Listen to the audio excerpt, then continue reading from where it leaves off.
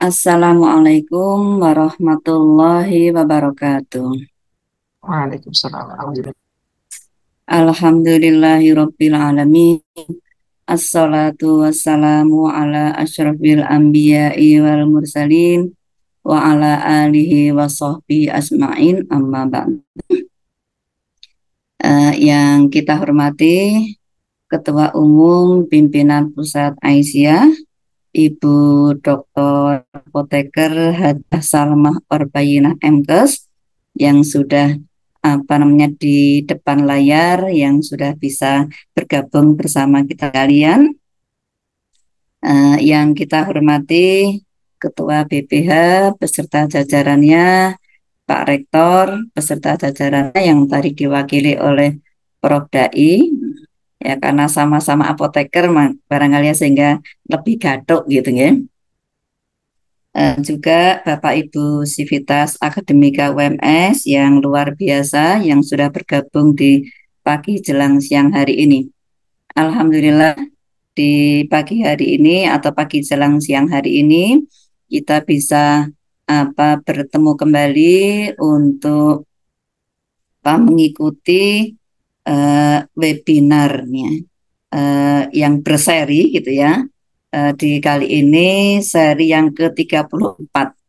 Jadi Bu Bayin, kami punya program webinar berseri ini yang dilakukan setiap bulan gitu ya. Ini berarti sudah berjalan kurang lebih 3 tahun karena ini seri yang ke-34 itu.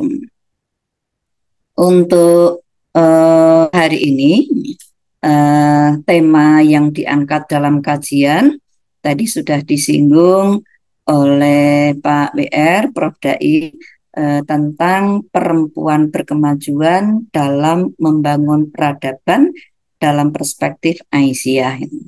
Barangkali tema ini diangkat karena di muktamar kemarin tadi sudah disinggung juga oleh Prof. Dai, itu diantaranya menghasilkan konsep risalah perempuan berkemajuan gitu.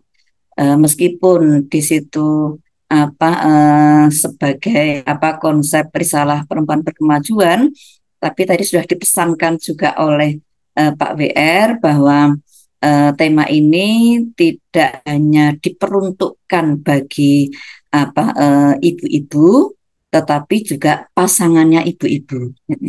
Sehingga para bapak nanti yang bergabung silakan bisa berbagi ke pasangannya terkait dengan apa yang diikuti pada kajian berseri kali ini.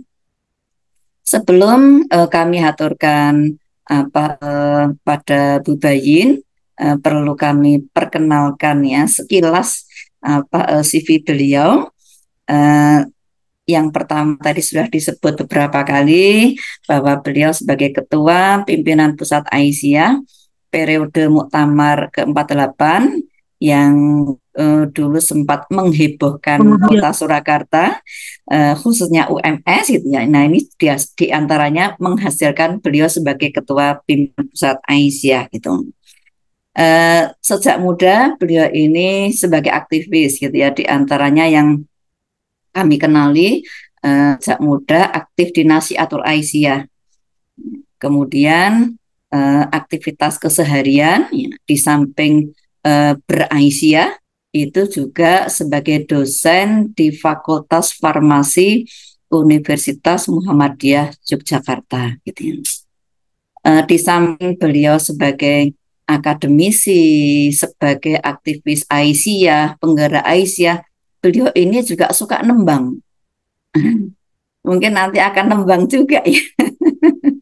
Ngewe nggak kalah sama Denny Caknan yang kita ikuti tadi malam itu. Gitu. Untuk tidak berpandang kalam, Bapak Ibu sekalian, kita akan ikuti paparan terlebih dahulu yang disampaikan oleh Bu Bayin. Monggo Bu Bayin. Layar waktu sepenuhnya kami serahkan pada Bu Bayin. Monggo.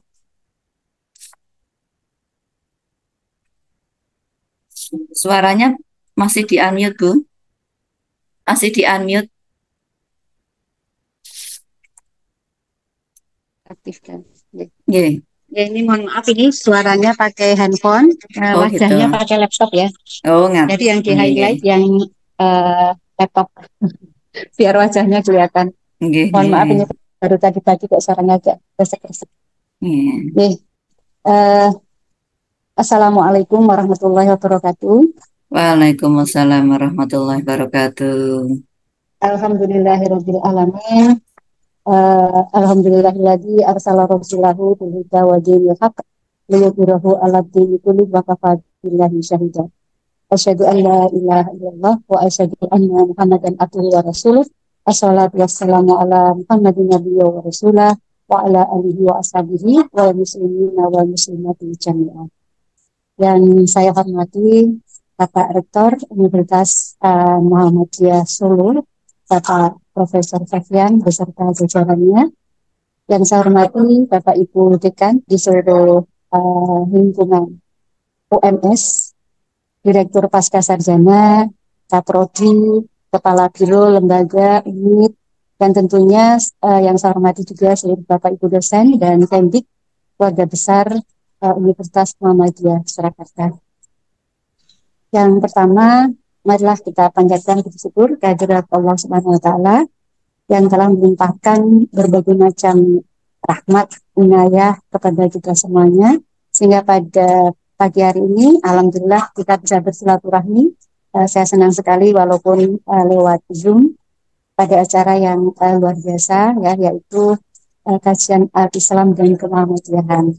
Yang pada pagi hari ini saya diamanati ya, oleh Bu Mahasri dengan tema perempuan berkemajuan dalam membangun peradaban perspektif Aisyah. Ya, Bapak Ibu hadirin yang saya muliakan, kalau kita berbicara tentang sejarah berdirinya Muhammadiyah, ya, sebagai gerakan pembaharu Islam di Indonesia, ya ini merupakan suatu sejarah ataupun kenyataan yang tidak bisa dibantah hingga sekarang, bahwa gerakan Islam yang dirintis oleh Kiai Haji Ahmad Dahlan ini telah merobohkan ya banyak tembok-tembok yang luar biasa gitu ya, membobol semua saat itu keyakinan-keyakinan masyarakat secara luas gitu ya, yang saat itu masih sangat mempunyai pendapat ataupun pikiran ya tentang perempuan. Ya saat itu jangankan berbicara masalah perjuangan perempuan di ranah publik ya. Saat itu perempuan-perempuan pun ya bahkan untuk mengaji dengan surat-surat panjang pun tidak boleh. Perempuan itu cukup mengajinya surat-surat pendek, kulhu, nggak usah panjang-panjang itu apa gitu. Nah saat itu pemikiran Kiai Haji Ahmad Dahlan ini termasuk yang luar biasa karena beliau memberikan ruang ya yang luas bagi perempuan saat itu untuk kemudian belajar lebih banyak ya supaya nanti bisa bersama-sama dengan Bapak Muhammadiyah untuk berjuang di itu. Dan yang pertama ya mendorong lahirnya gerakan kaum perempuan Islam. Ya, awalnya dulu Pak Kiai itu mendirikan pengajian-pengajian ya, kelompok-kelompok pengajian kecil yang saat itu kita sebut namanya adalah Sopotresno, yang kemudian 5 tahun setelah itu ya setelah Muhammadiyah berdiri, Sopotresno ini kemudian berkembang menjadi Aisyah. Jadi ini adalah bukti bahwa Pak Kiai Ahmad Dahlan ini memberikan ruang seluas-luasnya bagi para perempuan Muhammadiyah untuk beraktivitas. Buktinya apa? Dibentuk sebuah organisasi sendiri namanya Aisyah. Bukan berarti pisahkan dari Muhammadiyah, tapi justru diberi ruang yang luas gitu, bagi para perempuan Muhammadiyah untuk berkiprah di ranah publik ya, tidak hanya yang selama ini, bahkan saat itu bahwa perempuan itu hanyalah di ranah domestik. Jadi ini adalah sebuah ijtihad yang sangat luar biasa dan bisa mendorong ya kaum perempuan Islam untuk kemudian berdakwah, belajar berdakwah ya melalui ceramah-ceramah, ya bahkan Pak Kiai juga memberikan kaum perempuan untuk berceramah di depan para laki. Ya selain juga diajari naik sepeda, diajari kemudian berbahasa Arab, ya kemudian juga diajari untuk mandiri. Nah, mandiri sehingga saat itu sebenarnya aksi dari Pak Kiai Haji Ahmad Dahlan ini suatu gagasan yang sangat fenomenal karena saat itu tidak ada yang berpikiran seperti berpikirnya Kiai Haji Ahmad Dahlan. Nah, kemudian juga saat itu ya kenapa itu? Kemudian juga berjalan sampai saat ini, kenapa bagi para perempuan itu juga harus punya peranan yang penting. Perempuan juga harus punya peranan yang penting di ranah kebangsaan, kemanusiaan universal. Nah, sebenarnya kalau kita berbalik sekilas ya, pada zaman dahulu ketika belum Islam belum datang, ya itu masyarakat saat itu ya memandang kaum perempuan itu sebelah mata gitu. Jangankan memuliakan, menganggap sebagai manusia aja tidak. Bahkan orang-orang Yunani saat itu menganggap wanita sebagai sarana kesenangan belaga gitu. Nah, kemudian Islam hadir memberikan cahayanya, menerangi kegelapan ya dengan risalah yang dibawa oleh Nabi Muhammad SAW. Jadi risalah Nabi ini memerangi segala bentuk kezaliman dan juga menjamin setiap hak manusia tanpa terkecuali ya laki-laki dan perempuan. Sehingga saat itu muncullah ya tokoh-tokoh perempuan hebat zamannya Nabi. Kita kenal Siti Khadijah, istri pertama Nabi Muhammad ya. Beliau adalah seorang pebisnis unggul. Beliau rela ya memberikan seluruh harta bendanya untuk perjuangan Nabi Muhammad. Kemudian kita kenal juga Siti Aisyah, istri Nabi juga ya yang melakukan dakwah mendampingi Rasulullah. Khadijah seorang yang sabar, seorang pebisnis yang sukses kala itu. Sedangkan Aisyah adalah gambaran perempuan muda yang cerdas, yang pintar, yang kemudian gesit ya, cantik. Nah, sehingga namanya Aisyah ini menginspirasi berdirinya organisasi perempuan Muhammadiyah, yaitu Aisyah yang sampai saat ini alhamdulillah tetap eksis dan sudah berusia lebih dari 106 tahun. Di samping saat itu muncul ya tokoh-tokoh perempuan ya Siti Aisyah, Khadijah, juga kita kenal ada Rabi'ah Al-Adawiyah, ada Zubaidah Permaisuri Harun Al-Rasyid yang dikenal tokoh dermawan. Kemudian ada Nusaibah binti Ka'ab, tokoh pejuang perempuan Islam yang bertempur dalam medan perang saat perang Uhud. Ada lagi Rufaidah As-Salamiyah, pelopor kesehatan yang terkenal sejak periode awal Islam masuk ke kota Madinah. Dan juga banyak lagi tokoh-tokoh perempuan saat itu yang luar biasa, yang kiprahnya benar-benar dirasakan kehadirannya ya oleh masyarakat umum, tidak hanya oleh kaum perempuan itu sendiri, tapi juga masyarakat yang lain. Juga ada Fatimah Al-Fihri, beberapa hari ini juga beredar Universitas Al-Qarawiyah Wiyinnya ya sebagai salah satu universitas tertua di dunia. Nah,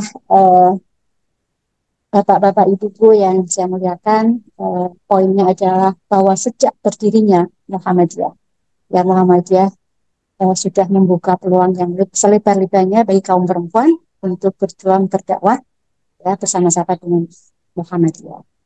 Dan dalam salah satu ayat dalam surat An-Nahl ayat 97 dan ini merupakan landasan gerak Aisyah ya yang menyatakan bahwa bagi perempuan yang beriman ya perempuan beriman melakukan amal saleh dia akan mendapatkan balasan ya yang lebih dari apa yang dia lakukan dan dia akan mendapatkan kedudukan yang sama dengan laki-laki. An-Nahl 97. Jadi Allah sudah berfirman ya bahwa seorang perempuan beriman yang melakukan dakwah amar ma'ruf nahi munkar dia juga akan mendapatkan pahala yang bahkan lebih daripada apa yang dilakukan. Dan pahala ini tidak mengenal jenis kelamin laki-laki ataupun perempuan. Nah kemudian juga hal ini diikuti juga dengan tantangan-tantangan yang semakin besar. Gitu. Jadi kalau zaman dahulu Nabi sudah membuka ya peluang kaum perempuan untuk berjuang untuk berdakwah. Tapi setelah itu mungkin agak agak agak menyusut ya, agak kembali lagi ke zaman jahiliyah setelah sepeninggal Rasulullah. Dan bahkan mungkin saat ini masih banyak juga ternyata yang juga menempatkan perempuan itu adalah pada posisi yang tidak setara. Nah, sehingga tugasnya Aisyah bersama-sama ibu-ibu yang lain juga ikut mengawal ya, sehingga apa yang sudah diajarkan oleh Rasulullah ya, kemudian juga apa yang sudah diinisiasi oleh Haji Ahmad Dahlan tentang bagaimana Pak Dahlan memberikan peluang ya, memberikan ruang yang seluas-luasnya untuk Aisyah itu akan bisa berjalan dengan baik gitu. Kita semua harus mengawal. Nah, Bapak Ibu hadirin yang kami muliakan, jadi tadi saya singgung sedikit bahwa spirit lahir manusia itu adalah sebagai tafsir transformatif Kiai Haji Ahmad Dahlan ya terhadap firman Allah tentang kesetaraan laki-laki dan perempuan ya dalam beriman dan terutama untuk mewujudkan kehidupan yang baik atau hayatan thayyibah. Jadi An-Nahl 97 ya, tadi sudah saya sampaikan. Nah, selanjutnya kalau kita berbicara ya tentang tema yang diberikan pada saya pada siang hari ini, yaitu bagaimana perempuan berkemajuan itu membangun peradaban bangsa atau peradaban utama perspektif Aisyah. Nah, kita akan juga belajar sedikit ya tentang perjalanan Muhammadiyah ya dari saat berdiri kemudian dalam waktu ke waktu. Bapak Ibu masih mungkin ya yang pernah membuka Anggaran Dasar Muhammadiyah ya. Anggaran Dasar Muhammadiyah 1946 ya, itu menetapkan maksud dan tujuan dari persyarikatan ini didirikan.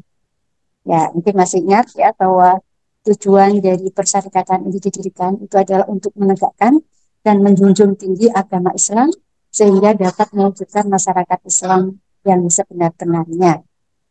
Nah, ini juga tujuan ini disampaikan dalam naskah yang tertulis pada hasil keputusan muktamar 30. Jadi sebenarnya kita sering kita menyampaikan dan hafal gitu bahwa tujuan didirikannya Aisyah dan Muhammadiyah adalah membentuk masyarakat Islam yang sebenar-benarnya. Nah, namun sebenarnya konsep masyarakat Islam yang sebenar-benar itu seperti apa gitu.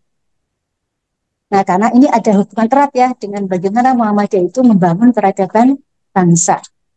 Nah, jadi sebenarnya kalau kita bicara tentang peran Aisyah, peran perempuan Muhammadiyah di dalam membangun peradaban bangsa, itu sebenarnya sudah dimulai dari sejak berdirinya Muhammadiyah itu sendiri. Jadi sejak Kiai Haji Ahmad Dahlan mencanangkan berdirinya Muhammadiyah pada tahun 1912. Di situ konsep-konsep pemberdayaan itu sudah ada dan sudah sangat rapi dirumuskan. Ya. Nah, kalau kita kembali lagi ya, sebenarnya apa sih gitu masyarakat Islam yang sebenar-benarnya, yang itu adalah sesuai dengan tujuan berdirinya Aisyah Muhammadiyah itu seperti apa gitu. Nah, jadi maksud daripada tujuan Muhammadiyah dan Aisyah mencantumkan bahwa membentuk masyarakat Islam yang sebenarnya adalah suatu masyarakat di mana ajaran Islam itu berlaku dan menjiwai seluruh bidang kehidupan masyarakat tersebut. Nah, jadi suatu kelompok masyarakat yang mana ajaran Islam itu menjadi ruh, menjadi jiwa, mendasari seluruh aspek kegiatan dalam masyarakat tersebut. Nah, kemudian yang seperti apa gitu ya? Yang seperti apa bahwa ajaran agama Islam ini mendasari seluruh aspek kegiatan di dalam komunitas itu. Nah, sehingga disebutkan juga di dalam salah satu dokumen ya ideologi Muhammadiyah bahwa sebenarnya ciri-ciri masyarakat Islam tersebut antara lain yang pertama adalah harus bertauhid murni ya, bertuhan dan beragama. Ya, bertuhan dan beragama serta mempunyai jiwa tauhid, mengakui keesaan Allah. Jadi monoteis. Nah, jadi artinya bahwa masyarakat itu harus percaya betul, ya percaya betul bahwa Allah itu esa, gitu. Bahwa hanya Allah satu-satunya yang menjadi tempat kita untuk bergantung. Ya, itu yang pertama. Kemudian yang kedua, ya, jadi masyarakat Islam yang bagus adalah yang menanamkan persaudaraan, baik persaudaraan sesama masyarakat Islam itu sendiri maupun persaudaraan antar umat beragama. Nah, ini perlu kita catat bahwa tidak ada sebuah organisasi yang menjunjung tinggi peradaban Islam, peradaban utama Islam, ya, di mana organisasinya itu adalah eksklusif dan intoleran.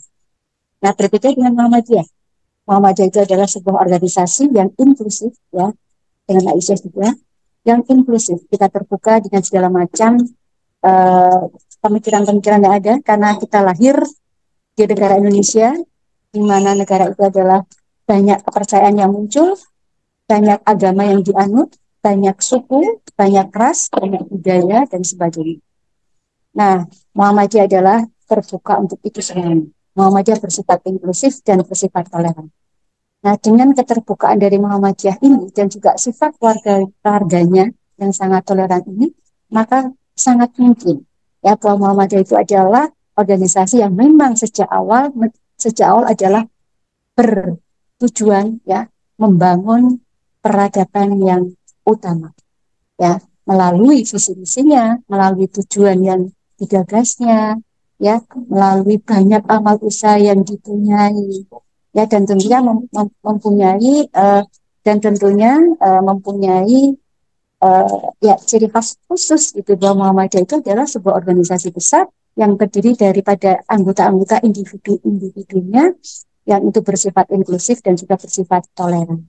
Nah, tadi saya sampaikan bagaimana orang-orang individu Muhammadiyah yang menyusun organisasi Muhammadiyah, sehingga Muhammadiyah itu bisa menjadi sebuah organisasi yang mempengaruhi peradaban bangsa. Tadi yang pertama adalah bertuhan dan beragama itu wajib, kemudian tadi yang kedua adalah membangun persaudaraan, baik sesama muslim ataupun non-muslim. Kemudian yang ketiga adalah berakhlak dan beradab. Ini juga sangat penting, ya, akhlak mulia dan beradab. Bahwa Rasulullah diutus ke dunia ini adalah untuk memperbaiki akhlak manusia. Kemudian yang keempat adalah berhukum syar'i. Ya, berhukum syar'i kita akan menerapkan, ya, tentunya dengan keputusan tarjih kita ikut, ya, bagaimana Muhammadiyah, ya, kemudian membuat fatwa tentang berbagai macam hal, ya. Nah, itu kemudian berikutnya adalah juga tertib dalam berorganisasi, ya. Ini salah satu ciri khas dari masyarakat Islam, ya, tertib dalam menjalankan ibadah, tertib dalam menjalankan organisasi, kemudian sejahtera, berkesejahteraan, kemudian juga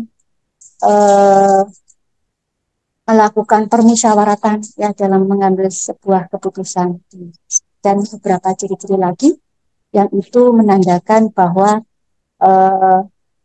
itu adalah ciri daripada masyarakat Islam, gitu.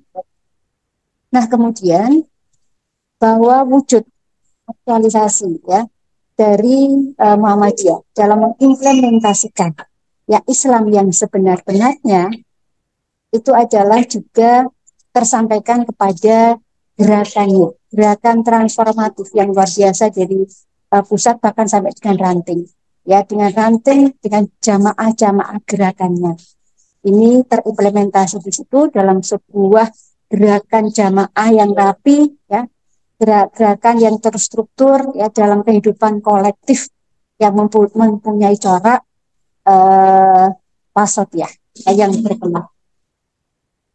Jadi masyarakat yang Islam yang sebenar-benarnya juga digambarkan adalah masyarakat yang punya keseimbangan antara lahiriah dan juga antara batiniah. Jadi seimbang antara hablum minallah dan hablum minanas. Nah, jadi sebenarnya Muhammadiyah itu sudah meletakkan tujuannya, ya, untuk membentuk masyarakat Islam yang sebenar-benarnya sebagai wujud untuk memajukan peradaban umat Islam.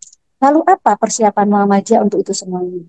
Nah, Bapak Ibu semuanya, Muhammadiyah sudah mempersiapkan semua dokumen-dokumen yang sangat penting untuk mewujudkan tujuan itu, mewujudkan masyarakat Islam yang sebenar-benarnya, untuk mewujudkan peradaban Islam yang utama. Dengan apa dokumen itu?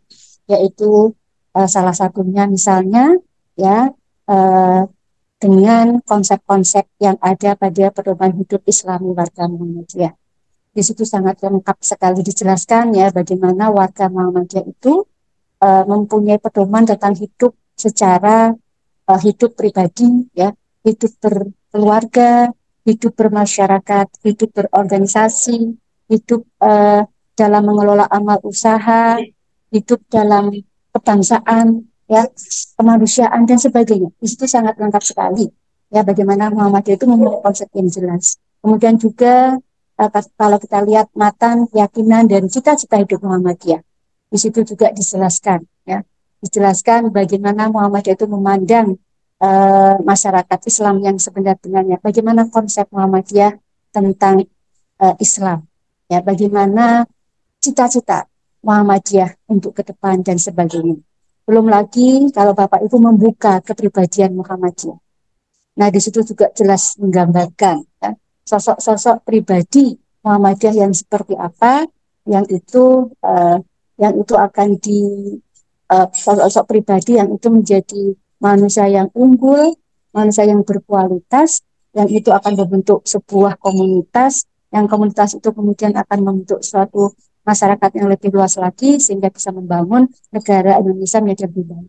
Bahkan tidak hanya levelnya adalah negara ya, levelnya adalah nasional, bahkan sudah mengglobal. Sehingga saat ini juga Muhammadiyah itu punya program yang tidak kalah penting yaitu internasionalisasi Aisyah ataupun Muhammadiyah. Nah, Bapak Ibu hadirin yang kami muliakan, ya, kalau kita berbicara masalah peradaban, ya sebenarnya tadi saya sampaikan ya tidak harus menunggu saat ini, tidak harus menunggu 100 tahun, tapi sebenarnya Muhammadiyah sudah membentuk ya peradaban utama, peradaban Islam. Ya, hal ini dibuktikan dengan apa? Salah satunya ya bahwa sebuah peradaban yang utama, peradaban Islam yang utama itu adalah pertama tidak hanya dicirikan oleh sebuah bangunan ataupun material yang sangat bagus yang dipunyai oleh negara itu atau oleh suatu komunitas tertentu. Misalnya bangunan fisik yang sangat bagus ya, sudah dilengkapi dengan teknologi yang canggih, ya dilengkapi dengan sanitasi yang bagus, ventilasi udara yang sangat bagus sehingga bangunan itu memberikan kenyamanan kesehatan bagi para penghuni. Tetapi peradaban utama itu juga ditandai dengan nilai-nilai yang membangun bangunan itu. Secara material, secara fisik, insya Allah ya Muhammadiyah sudah lebih dari ya kita punya banyak amal usaha yang juga itu bangunannya sudah sangat memadai, sangat bagus ya, sangat bisa bermanfaat bagi orang lain ya. Kemudian juga secara nilai-nilai yang membangun ya, nilai-nilai spiritualitas yang ada. Nilai-nilai apakah itu yang bisa membangun peradaban utama selain bangunan material fisik yang sangat bagus, yaitu nilai-nilai ketauhidan yang murni, nilai-nilai akhlak yang mulia, ya akhlakul karimah, ya nilai-nilai ketaatan beribadah bagi para anggotanya. Nah, dua hal itu, nilai tauhid yang murni, ya, kemudian juga semuanya berbasis kepada pendidikan.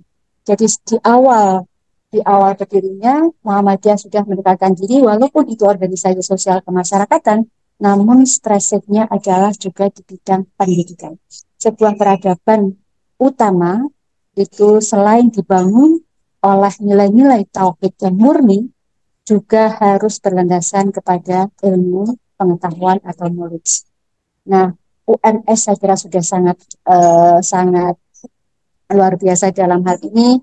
Beberapa waktu lalu digunakan sebagai ajang perhelatan akbar, perhelatan puncak ya dari organisasi Muhammadiyah yaitu Muktamar ke-48, di mana sudah terlihat betapa canggihnya bangunan-bangunan yang ada di UNS, dan itu juga bisa menunjukkan salah satunya adalah peradaban yang sudah sangat modern, di samping juga Bapak Ibu dosennya keluarga besarnya yang sangat menjunjung tinggi nilai-nilai al-Islam dan juga nilai-nilai kemuhammadiyahan. Yang itu tergambarkan dalam implementasi dalam kehidupan yang nyata, baik itu pada saat muktamar berlangsung saya kira, dan juga pada saat setelah itu. Terus ya itu adalah terimplementasi dalam kehidupan sehari-hari. Dan insya Allah ya melalui pendidikan yang baik ya, insya Allah peradaban itu juga kan bisa terwujud dengan sangat baik. Dan itu sudah dimulai tidak sekarang ya, sudah dimulai jauh-jauh hari sebelumnya, bahwa sebenarnya Muhammadiyah beserta Aisyah dan juga semua organ-organ itu adalah sudah lebih ya jauh membangun peradaban umat, peradaban utama ya, peradaban Islam yang luar biasa. Nah, kemudian pertanyaannya adalah ya, hal-hal semacam ini harus kemudian kita kawal seperti yang tadi. Hal-hal semacam ini tidak boleh berhenti, tapi harus terus diupayakan berkelanjutan. Lalu caranya bagaimana? Nah, Aisyah dan Muhammadiyah, terutama Aisyah, kita punya program namanya adalah Qaryah Thayyibah. Nah, ini adalah sebuah desa, Qaryah Thayyibah itu adalah sebuah desa atau perkampungan, di mana seluruh anggotanya menerapkan ajaran Islam dalam seluruh aspek kehidupannya. Nah, jadi Qaryah Thayyibah adalah sebuah perkampungan ya, di mana seluruh warganya menjalankan seluruh aspek kegiatannya, aktivitasnya berlandaskan kepada ajaran Islam. Ya, tentunya semua berfokus kepada itu. Nah, di samping warganya menjalankan seluruh aktivitasnya berdasarkan ajaran agama Islam, tapi dalam sebuah perkampungan itu, ya, dalam sebuah kelompok, ya, kelompok-kelompok itu juga diajarkan aspek kehidupan yang lain. Selain nilai-nilai spiritualitas itu, juga diajarkan bagaimana menjadi sosok-sosok yang kuat di bidang ekonomi, yang paham tentang kesehatan, yang peduli terhadap masalah-masalah sosial, yang peduli terhadap masalah-masalah saudara-saudara kita, yang peduli terhadap masalah keumatan, kebangsaan, dan sebagainya. Nah, jika Qaryah Thayyibah yang kita gagas ini, yaitu bisa berjalan dengan sangat baik, ya, dan kemudian merata di seluruh Indonesia, bahkan mungkin juga di luar negeri, maka kelompok kecil ini akan menjadi kelompok-kelompok kecil ini yang kemudian akan membentuk kelompok yang lebih besar, akan kemudian mempengaruhi lingkungan sekitarnya, sehingga akan mewujudkan masyarakat yang juga masyarakat yang di mana masyarakat itu juga menjalankan seluruh ajaran-ajaran agama dengan baik, masyarakat-masyarakat yang kemudian peduli terhadap lingkungan, masyarakat yang peduli terhadap kemanusiaan dan sebagainya. Nah, karena peradaban tadi ditandai ya dengan kuatnya ilmu pengetahuan ya, maka diharapkan bahwa seluruh universitas-universitas di Indonesia, Universitas Muhammadiyah dan Aisyah tentunya di seluruh Indonesia, seyogianya bekerja sama dengan ranting-ranting ya, dengan gerakan jamaah di ranting-ranting ya, dengan gerakan-gerakan di basis komunitas untuk kemudian saling bekerja sama, saling transfer knowledge untuk kemudian memintarkan satu sama lain.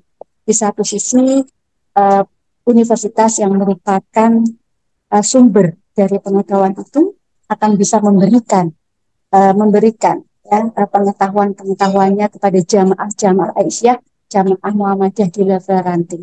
Di samping itu, pihak dari universitas juga akan bisa belajar wisdom, bisa belajar tentang kesederhanaan, bisa belajar tentang keikhlasan, bagaimana masyarakat-masyarakat di level komunitas itu berjuang, di mana pimpinan ranting Aisyah, pimpinan ranting Muhammadiyah itu berjuang dengan ikhlas, dengan sabar, dengan berjuang dengan kekuatan yang dengan keterbatasan yang dimiliki, tapi punya semangat yang luar biasa.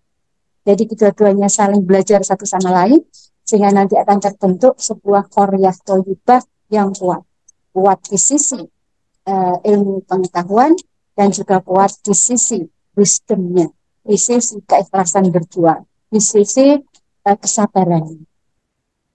Ya, kita masih ingat ada salah satu tokoh dari Muhammadiyah, uh, pernah menjadi ketua umum pimpinan pusat Muhammadiyah, ya, Bapak Kiai Haji Ayat Fahrudin. Jadi bagaimana Bapak Ayat ini juga seseorang yang sangat wisdom, ya, sangat bijak gitu ya, bijak di dalam komunikasi.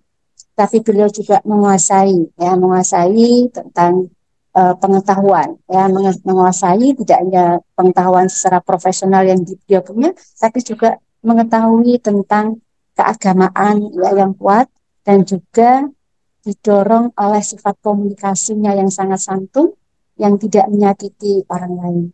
Bahkan dia juga bisa diterima saat itu, ya, uh, di lingkungan negara, diterima oleh Pak Harto dengan pemikiran-pemikiran Pak Air yang sangat cemerlang, namun juga diimbangi dengan komunikasi yang sangat luar biasa.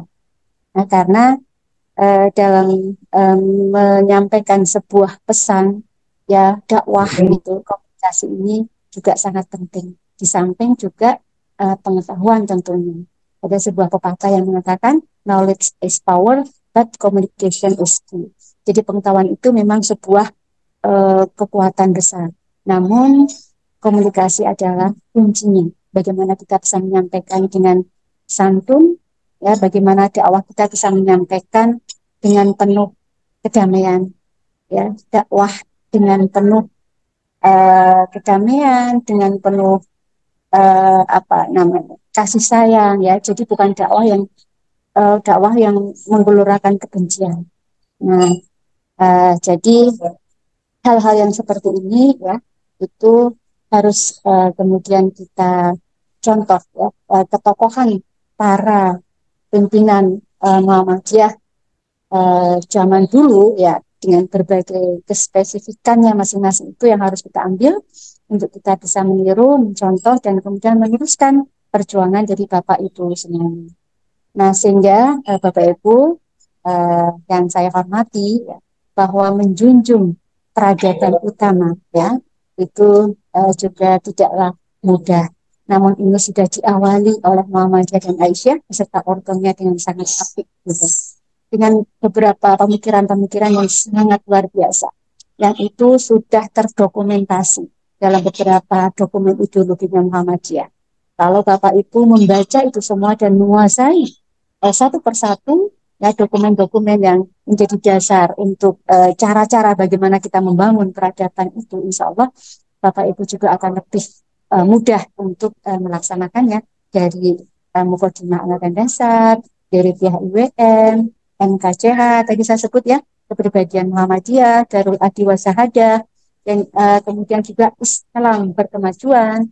Nah, kalau perempuan, ya, ada Keluarga Sakinah, ya, kemudian ada Risalah Perempuan Berkemajuan, ya, dan sebagainya.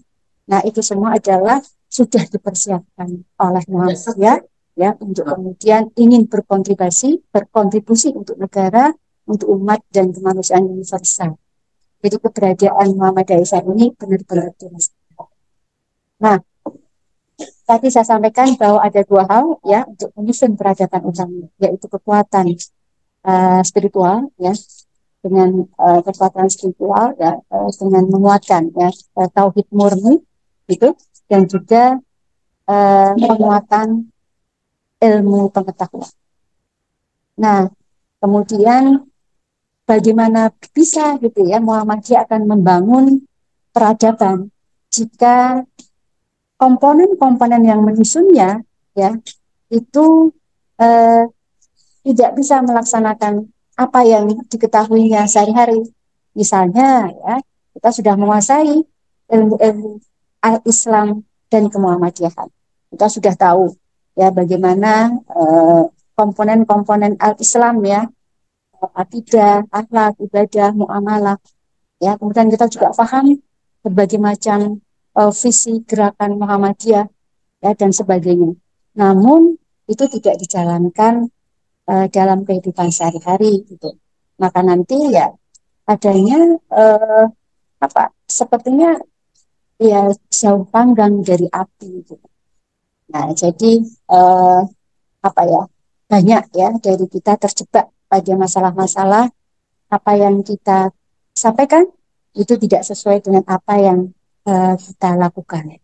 Nah, padahal untuk menjadi atau untuk mendorong ya itu harus ada kesesuaian antara uh, ucapan dan tingkah laku gitu. Jadi apa yang kita sampaikan harus bisa menjadi tauladan buat semuanya. Apalagi bapak-bapak pimpinan ya, ya Bu ya, Bapak Ibu. Jadi apa yang kita lakukan mestinya bisa menjadi contoh. Jadi jangan hanya ya tindakan kita itu uh, ber, berbeda, ya, berbeda dari apa yang kita lakukan. Jadi harus penting banget ya adanya konsistensi ya mewujudkan kehidupan Islami ya baik itu di lingkungan kampus ya kemudian juga lingkungan masyarakat Islam yang sebenarnya. Jadi bukan hanya apa ya konsistensi tadi antara apa yang kita ucapkan dengan tingkah laku, tapi juga konsistensi antara teori yang kita punya banyak dengan praktek yang kita lakukan. Kemudian juga antara rencana yang kita buat itu ya dengan uh, tindakan dari rencana itu sendiri. Nah, kalau yang tim itu pasti tahu ya kalau untuk menilai itu kan apa yang kita rencanakan harus sesuai dengan apa yang kita lakukan. Ya, apa yang kita lakukan harus sesuai dengan apa yang kita rencanakan atau ini ranahnya Pak DI ya. Jadi apa yang kita tulis kita lakukan, apa yang kita lakukan kita tulis. Nah, jadi ada apa namanya? Ya ada konsistensi itu semua. Nah, jadi kalau Muhammadiyah sudah berazam, sudah bertekad bersama Aisyah mewujudkan masyarakat Islam yang sebenar-benarnya. Nah, bagaimana itu bisa terwujud kalau individunya saja tidak konsisten dalam menjalankan ajaran agama Islam. Dan ini ada dalam firman Allah ya, ada dalam firman Allah yang artinya, hai orang-orang yang beriman, kenapa kamu mengatakan sesuatu yang tidak kamu kerjakan? Nah, amat besar kebencian di sisi Allah bahwa kamu mengatakan apa yang tidak kamu kerjakan. Nah, ini sebagai contoh bahwa kita harus begitu menjadi tauladan bagi yang paling kecil ya bagi keluarga kita, kemudian juga bagi masyarakat, dan lebih luas lagi adalah bagi negara, bangsa ya, dan juga bagi semuanya. Nah, jadi tadi ya, jangan sampai Muhammadiyah, Aisyah yang mencita-citakan mewujudkan masyarakat Islam yang sebenar-benarnya, tetapi di dalam internal Muhammadiyah Aisyah sendiri tidak mensupport. Jadi tidak mensupport. Nah, sehingga Aisyah dan Muhammadiyah memang harus menjadikan Islam yaitu sebagai identitas gitu. Nah, identitas sebagai warga Muhammadiyah dan Aisyah itu adalah Islam itu sendiri harus menjadi identitas. Tidak hanya urusan akidah, tidak hanya urusan ibadah saja, tapi juga urusan akhlak ya dan tadi juga urusan muamalah. Kita tidak hanya mengaji saja, tetapi kita juga mengkaji ayat-ayat Al-Quran. Baik ayat-ayat Al-Quran ya yang ada di situ ya kita kaji lebih dalam. Nah, Bapak Ibu hadirin yang kami muliakan, selanjutnya ya tadi saya sampaikan ya beberapa dokumen-dokumen ideologi itu disebutkan juga ya definisinya Islam itu apa, ya, itu ada di dalam PRI. Kemudian juga bagaimana untuk mewujudkannya, itu juga ada dalam NKCH ya. Sehingga sekali lagi kami, karena ini konteksnya adalah tadi Bu Mahasri menyampaikan pengajian Al-Islam Kemuhammadiyahan, ya maka mungkin tidak hanya sekedar mendengarkan ceramah, saya kira ya, suatu saat kita mengkaji bersama-sama satu-satu dokumen-dokumen ideologi Muhammadiyah Aisyah yang sudah disiapkan, yang mana dokumen-dokumen itu menggambarkan bagaimana Muhammadiyah Aisyah ya untuk membangun peradaban Islam yang utama. Nah, kemudian terkait lagi ya dengan karena ini Aisyah gitu ya, dengan para ibu-ibu dosen putri gitu ya. Kemudian bagaimana ibu-ibu itu semuanya juga ikut mewujudkan ya peradaban utama ya. Yang utama dulu adalah bagaimana mewujudkan hal itu di dalam keluarga.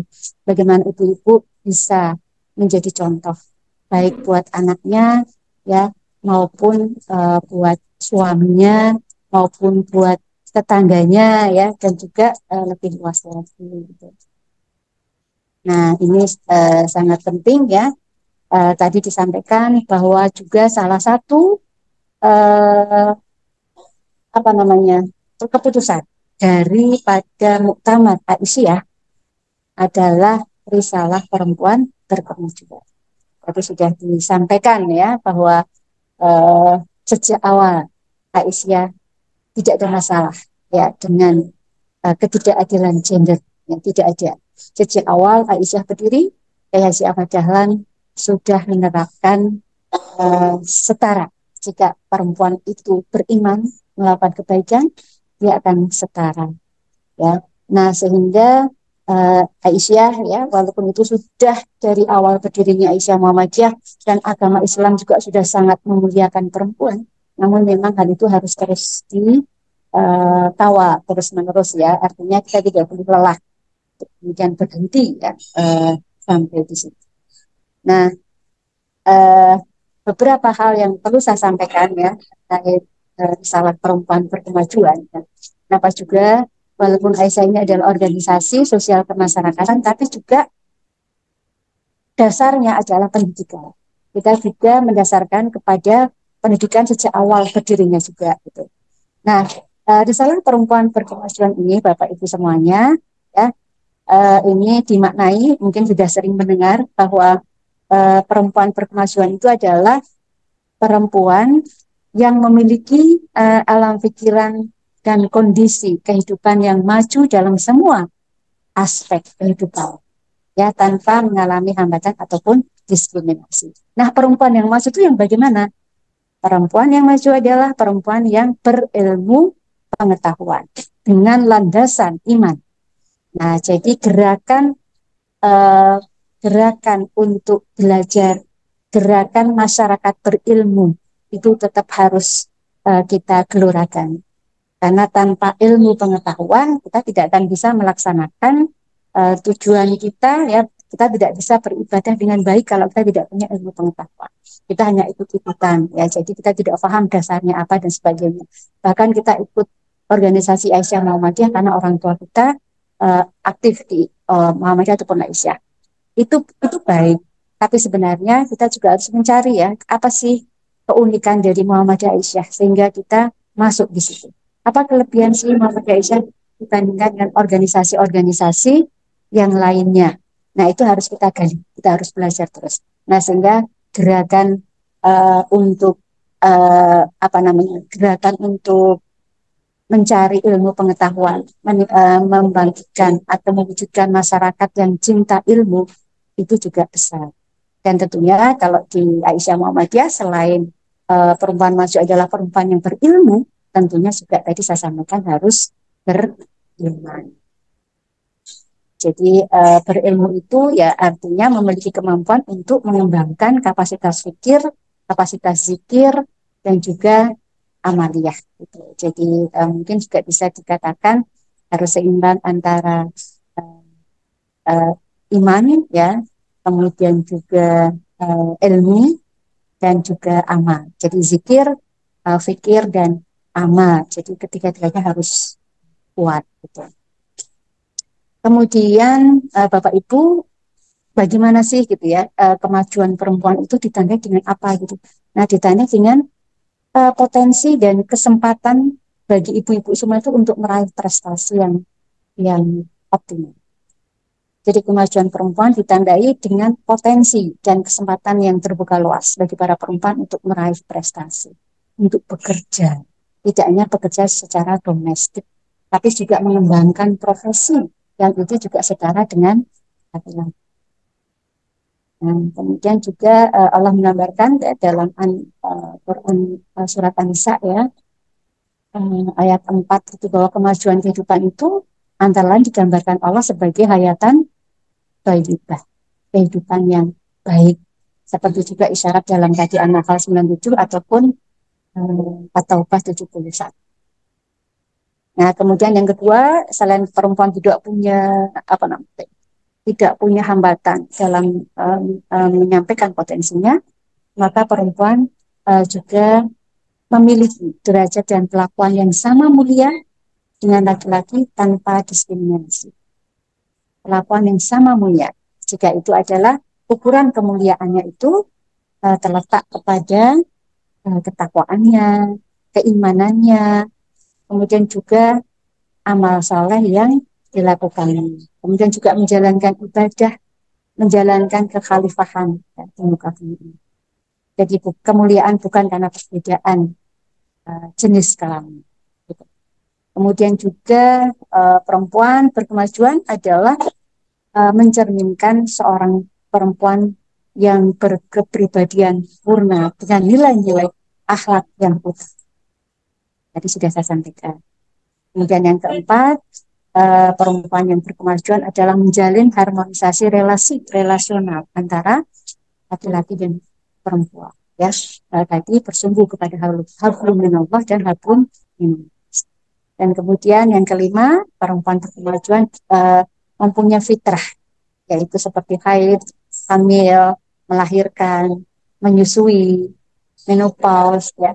Yang ini adalah anugerah dari Allah dan ini tidak boleh menghalangi ibu-ibu semuanya untuk berkiprah di ruang publik sebagai perwujudan dari iman takwa, sebagai kesyukuran atas kecerdasan yang dimiliki, ya, sebagai kesyukuran atas ilmu pengetahuan yang diberikan Allah kepada kita. Maka itu kemudian kita berikan, ya, biar kita juga mendapatkan amal jariah. Nah, itu beberapa konsep ya ibu-ibu yang sebenarnya sudah secara eksplisit juga tadi saya sampaikan di dan sebagai wujud dari perempuan berkemajuan ini, ya, itu kita juga punya, ya, karakter.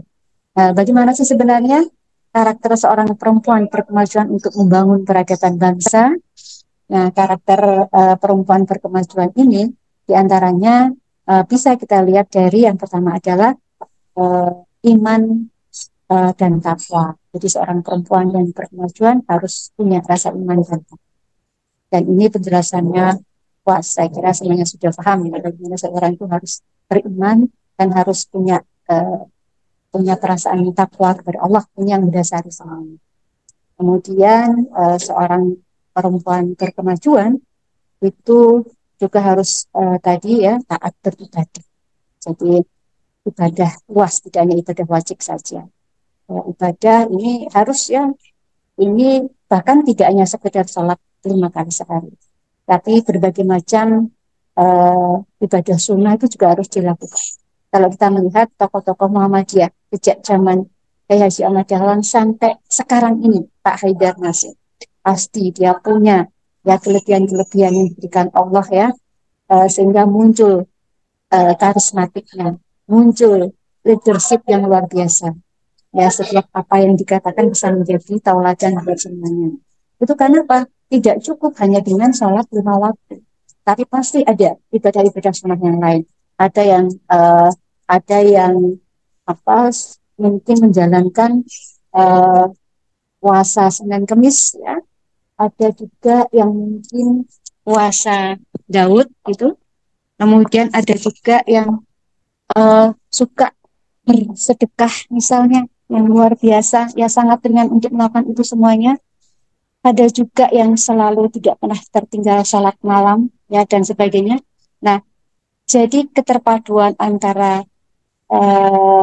kecerdasan intelektual dan juga kesalehan individu ataupun kesalehan sosial ini yang kemudian membawa para tokoh-tokoh Muhammadiyah itu mempunyai jiwa karismatik yang luar biasa, yang itu bisa membawa Muhammadiyah dan Aisyah yang sudah punya kepo yang sangat luas ini tetap dalam lindungan Allah Subhanahu wa taala. Nah, itu baru karakter yang kedua ya. Jadi selain punya iman dan takwa, seorang perempuan berkemajuan juga harus taat beribadah. Kemudian yang ketiga, seorang perempuan yang berkemajuan juga harus mempunyai akhlakul karimah, akhlak yang mulia. Kemudian juga yang keempat ya juga harus punya pandangan tasdik ya, berjiwa tasdik ya, berjiwa pembaharu. Jadi juga harus bisa menyesuaikan dengan perubahan-perubahan yang ada saat ini, di mana perubahan itu sangat luar biasa cepat. Kalau Aisyah Muhammadiyah tidak kemudian mengantisipasi atau kemudian bisa masuk di dalamnya menyesuaikan diri, maka kita akan tertinggal.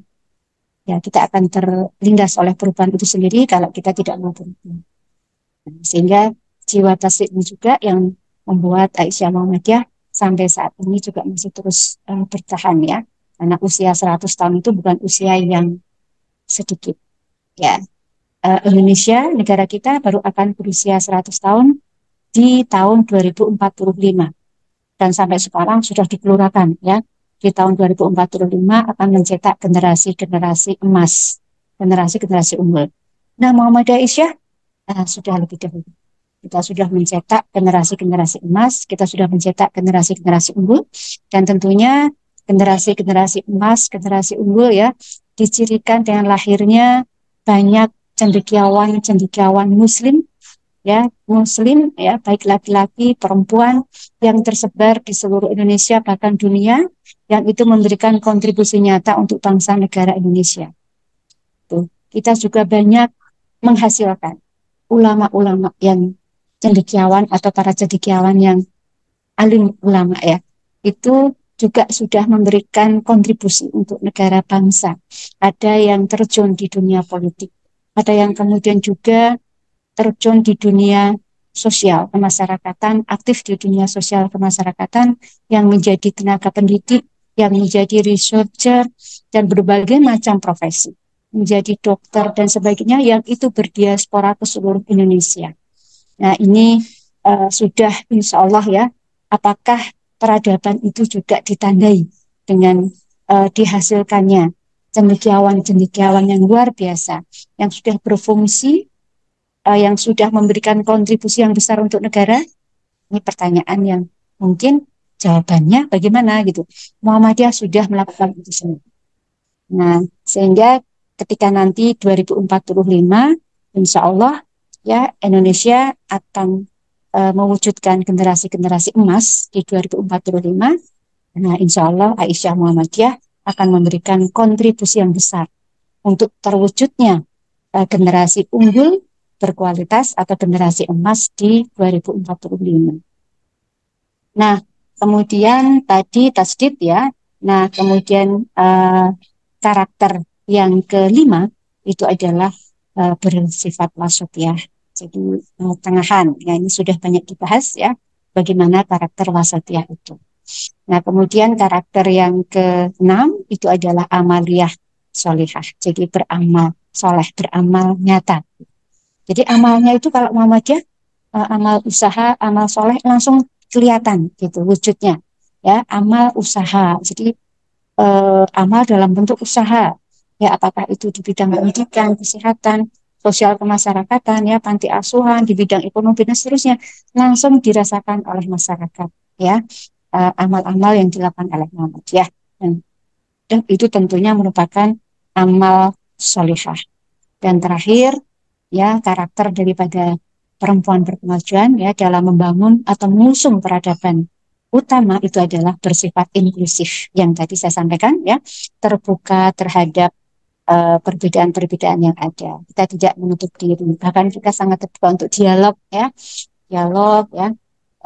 karena Muhammadiyah juga hidup di tengah-tengah organisasi yang lain juga.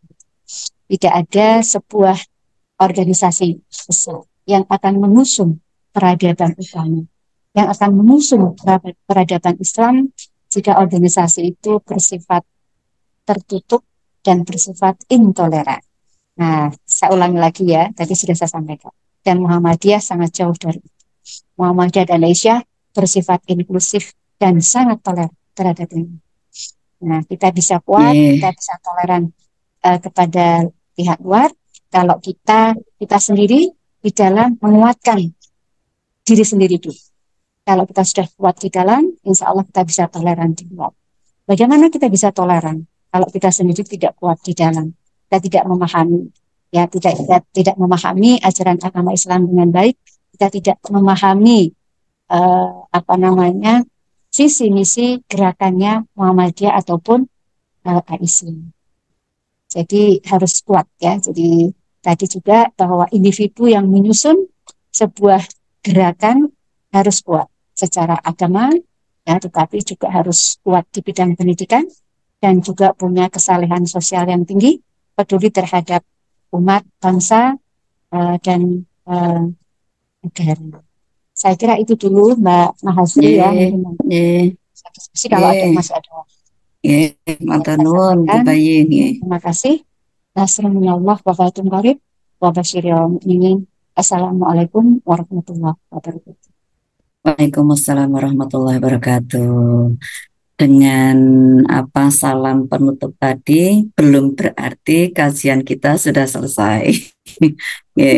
Kita masih punya waktu sampai jam 11 Bu Bayin. Jadi ini memang kajian tenanan nih gitu ya. Oh iya. Dari jam 9 sampai jam 11 gitu ya.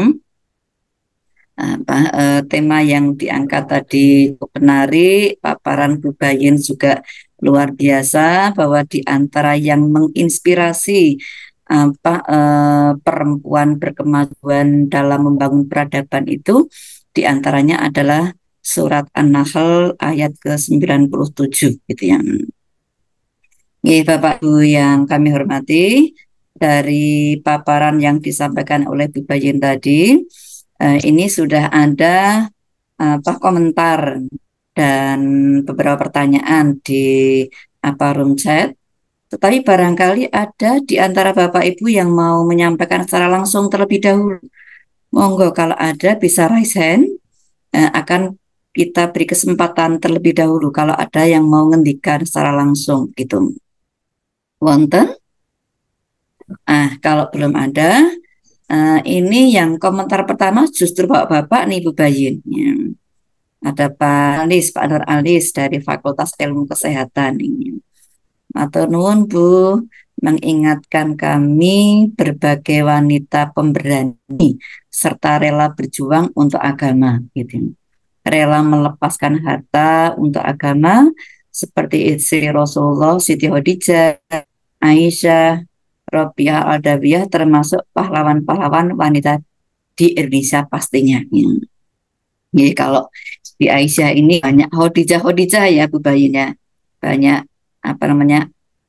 Aisyah gitu, maka namanya nama organisasinya dinamai dengan Aisyah karena memang tadi disinggung oleh Bu Bayin bahwa dengan dipilihnya nama Aisyah yang dinisbatkan dari istri Rasul yang muda, yang energi gitu ya, yang dinamis dan cerdas, harapannya para perempuan-perempuan Muhammadiyah ini, para Aisyah ini ya mengikuti jejak sebagaimana yang melekat pada sosok Aisyah ini gitu.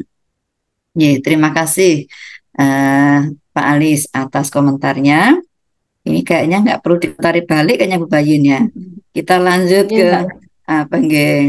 ke ada pertanyaan ini dari Bu Main Sufang ini dari Fakultas Ilmu Keguruan dan Pendidikan. Ini termasuk dosen senior ya di FKIP.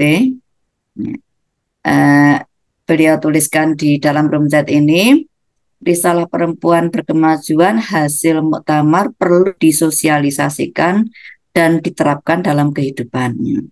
Ini karena Bu Ma ini kemarin termasuk di seksi persidangan Bu Bayin, sehingga ngikuti betul ini diskusi terkait dengan risalah perempuan berkemajuan, karena kemarin tugasnya full di ruang persidangan gitu ya. Kemudian yang ditulis oleh Bu Ma ini, mohon saran bagaimana supaya ini bisa menjadi gerakan yang efektif dari pusat sampai ranting. Terima kasih.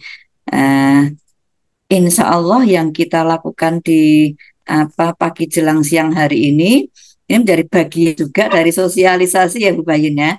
Tapi monggo Bayin bisa Ya, dijawab pertanyaan dari Bu Main. Monggo Bu Bayin. ya, baik. Jadi bagaimana ya salah satu cara kita untuk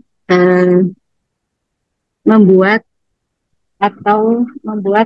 konsep risalah perempuan berkemajuan ini menjadi bisa terimplementasi dengan baik, tidak hanya di persyaratan sebagai keluarga, tapi juga di perguruan tinggi, gitu kira-kira. Baik ibu-ibu ya, mungkin salah satu yang gampang itu bisa kita membuat sebuah kajian tematik gitu. Di dalam risalah perempuan berkemajuan ini banyak ya tertulis itu ayat-ayat yang mendasari hadis dan sebagainya. Jadi itu bisa kita cermati kok bisa muncul seperti itu. Jadi kita buat kajian yang tematik isi dari risalah perempuan berkemajuan itu sendiri. Mungkin tidak harus level universitas saya kira, tapi bisa di prodi masing-masing ibu-ibu semuanya. Biasanya kalau di level prodi itu kan ada pengajian perempuan ya. Kalau di UM gitu kan setiap Jumat siang, tapi itu kajian untuk universitas khusus perempuan. Nah, bisa juga prodi kan juga mengadakan kajian-kajian serupa khusus prodi. Nah, kemudian yang kedua, jadi tadi saya sampaikan ya, sebenarnya perempuan berkemajuan itu yang seperti apa? Nah, perempuan berkemajuan itu adalah sesuai dengan karakter yang sudah kita rumuskan. Tentunya karakter itu kita rumuskan juga berdasarkan diskusi yang panjang, ya berdasarkan diskusi yang panjang, ayat-ayat yang mendasari, ya tidak hanya ayat Al-Quran tapi juga hadis, kemudian juga buku-buku dokumen sebelumnya yang ada. Jadi kan risalah perempuan berkemajuan ini bukanlah sesuatu yang baru, tapi dia melengkapi dokumen-dokumen yang ada. Nah, dokumen-dokumen yang ada itu banyak ya. Misalnya ada buku-buku tadi ada Bulma Keluarga Sakinah, Fikih Perempuan, Pokok Pikiran Aisyah abad ke-2, ya, dan banyak lagi. Nah, kemudian buku-buku itu disempurnakan. Dulu sudah bagus ya, sudah bagus. Tapi ini kemudian dirangkum menjadi sesuatu hal yang bisa dipahami secara ringkas gitu. Oh, tentang dari buku-buku itu kemudian dirumuskanlah tentang risalah perempuan berkemajuan. Nah, tadi yang saya sampaikan ada 7 karakter tadi. Jadi sebenarnya sebenarnya perempuan berkemajuan adalah perempuan yang mempunyai karakter 1, iman dan takwa. 2, taat beribadah. 3, akhlakul karimah. 4, bersifat tasdid. 5, bersikap wasatiyah. 6, amaliyah sholih. Dan 7, bersikap inklusif. Nah, supaya ini lebih mudah dipahami, ditulislah atau dibuat figura, ya dipasanglah gitu. Oh, karakter perempuan-perempuan berkemajuan versinya Aisyah itu seperti ini. Nah, masing-masing karakter ini, ya, misalnya iman dan takwa itu yang seperti apa? Nah, ini kalau dibahas, mungkin satu pertemuan, mungkin bisa satu pertemuan. Yang dimaksudkan dengan iman dan takwa itu yang seperti apa? Kemudian minggu berikutnya membahas nilai-nilai karakter perempuan berkemajuan itu adalah taat beribadah. Yang seperti apa tuh taat beribadah? Gitu. Kan banyak versinya. Ya, bolehkah kita ke masjid? Bolehkah kita ke musola? Ibadah yang seperti apa? Bagaimana seandainya kita haid, kita pengen ngaji? Nah, itu tuh banyak sekali yang mungkin bisa dibahas, yang mungkin ya bagi sebagian ibu-ibu hal-hal dasar itu mungkin masih perlu diberikan. Tapi kalau ibu-ibu UMS mungkin kajiannya lebih ekspan lagi. Ya, tidak hanya sekedar tidak hanya yang dasar-dasar mungkin ya, tapi harus sudah lebih ekspan lagi. Nah, kemudian bagaimana sih akhlakul karimah itu? Kemudian juga bagaimana berpikir tasdid, belum tentu loh semua orang tahu. Berpikir tasdid itu yang seperti apa sih gitu. Nah, itu bisa dibahas. Nah, kemudian juga bersikap wasatiyah itu yang apa? Apakah pelin-pelan? Ada orang bilang loh, wasatiyah itu tidak liberal, tapi juga tidak radikal. Bersikap tengah-tengah. Wah, berarti Muhammadiyah itu pelin-pelan dong. Nah, bukan seperti itu. Ini kan kesalahan besar dalam memaknai sebuah kata wasatiyah. Nah, ini juga butuh diskusi sendiri tentang hal ini gitu. Jadi cobalah dibuat sefaham mungkin, ya sefaham mungkin bahwa karakter-karakter itu memang berdasarkan diskusi yang dalam, ya berdasarkan ayat-ayat ya yang ada dalam Al-Quran yang sudah dirumuskan dan sebagainya. Tapi memang harus dipahami oleh warga Islam Muhammadiyah karena salah satu salah satu gerakan Aisyah Muhammadiyah memang adalah bersikap wasatiyah. Kemudian amalia soleh itu seperti apa? Ya sikap inklusif itu seperti apa? Itu kan perlu didefinisikan. Itu jadi salah satu cara membumikan atau salah satu cara biar selalu diingat gitu. Oh, perempuan-perempuan Aisyah itu harus punya karakter seperti ini. Seperti itu Mbak Mahasri. Jadi dilakukan pemahaman terus-menerus dan juga dikaji ya, dan kalau perlu ya harus hafal gitu masing-masing gitu. Mungkin setelahnya harus hafal ya ibu-ibu 7 karakter perempuan seperti apa sudah harus hafal. Bagian termasuk yang diujikan di AIK kali ya.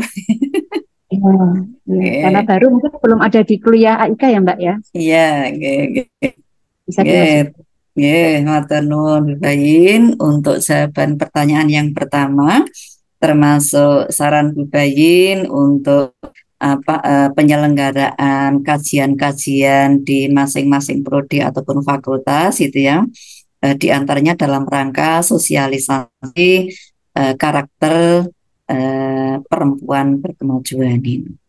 Kalau kami lihat di beberapa prodi memang sudah ada yang punya kegiatan kajian, hanya mungkin belum sampai pada pembahasan terkait dengan karakter perempuan berkemajuan ini. Nanti bisa menjadi referensi ini ya untuk menjadi bahan kajian.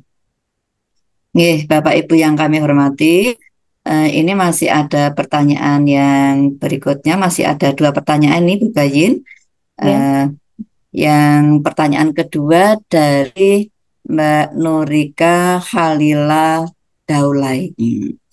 Assalamualaikum Bunda, izin bertanya, sebagaimana webinar pagi ini, Gerakan Perempuan Muslim Berkemajuan, maka apa saja yang menjadi indikator atau kriteria perempuan yang berkemajuan tersebut gitu ya.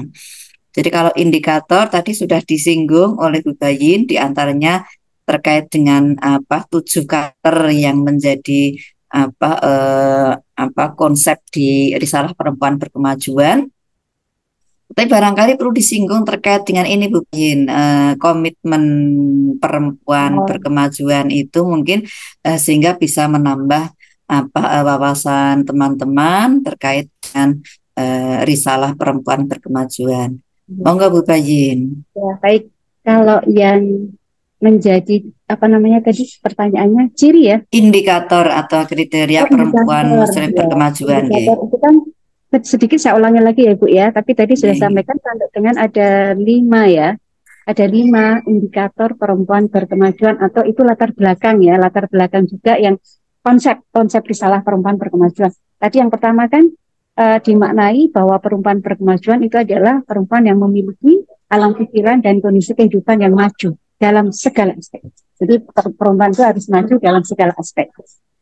Ya, dalam semua aspek itu ya macam-macam ya. Jadi majunya itu juga tidak tanpa mengalami hambatan ataupun diskriminasi. Jadi tidak ada tekanan ya, tidak ada hambatan gitu. Baik itu secara struktural maupun secara kultural. Nah, itu salah satu saja. Kemudian tadi berikutnya lagi adalah yang kedua ya. Yang kedua tadi saya sampaikan tidak maju dalam segala aspek ya, tanpa hambatan, diskriminasi, dan harus perempuan yang maju adalah perempuan yang menguasai ilmu pengetahuan. Tadi sudah.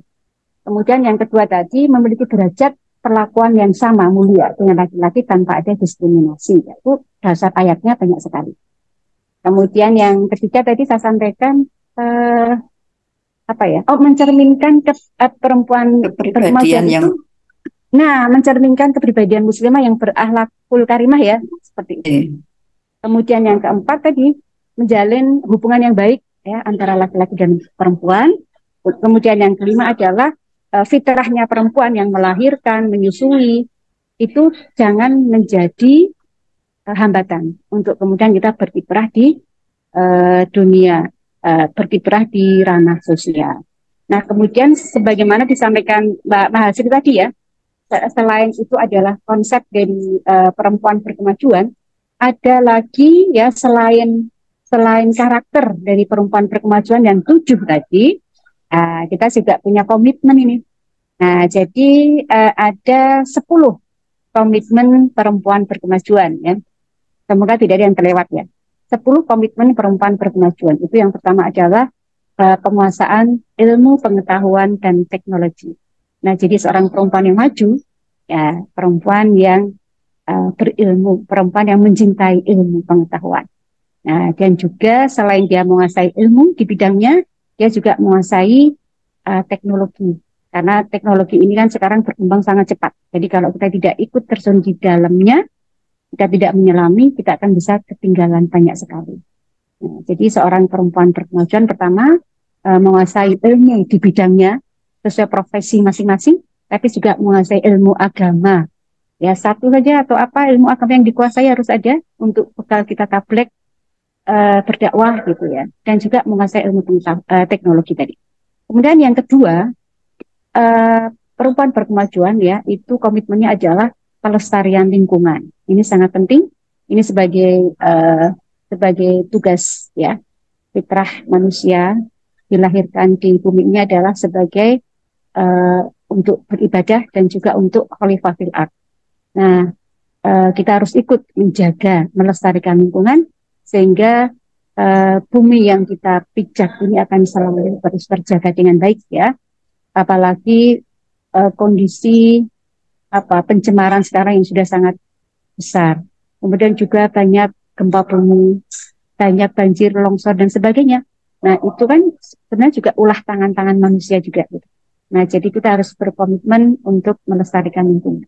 Yang ketiga adalah penguatan keluarga sakinah. Nah, sehingga tadi saya menyampaikan salah satu strategi untuk mewujudkan perempuan untuk membangun peradaban bangsa adalah melalui qaryah thayyibah. Kita membentuk suatu kelompok-kelompok kecil. Mungkin kalau di kampung kita namanya dasawisma, sejenis itu. Nah, itu kita membentuk sebuah kelompok kecil ya.